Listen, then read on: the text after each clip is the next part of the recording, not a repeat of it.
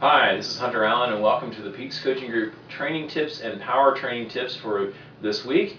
We're going to talk a little bit about taking your fitness that you have got and gained from this winter and integrating that fitness in the month of February and taking that into more race-specific things for March. So the real goal here in February is to take the things that you've maybe done in terms of cross training and your winter training, integrate that into what you're going to do for March. So let's say you've done weight training, let's say you've done some Pilates, let's say you've done some yoga, let's say you've done maybe rollerblading. How can we take that into exercises that you can do specifically into cycling so that way we have that integration period, and then it allows you to get even stronger for March.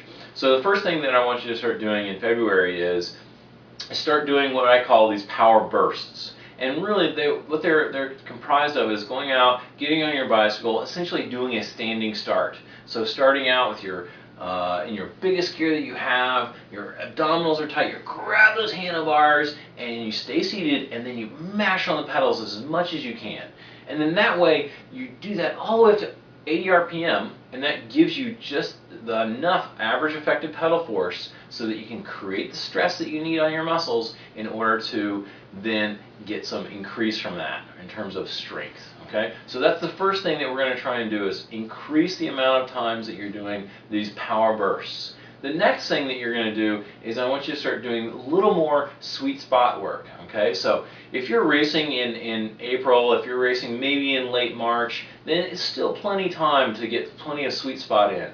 87, 88 to 93, 94% of your functional threshold power, 4x10, 3x15, and 2x20s, those are plenty. You know, that's really what you can do. And you can even extend those out to 60 minutes as well. So keep thinking about how can I build a bigger power foundation, so that then that will lead and give you that power foundation that you can build on top of for March, where you're more race specific, more working on the things that you really need to make happen in March.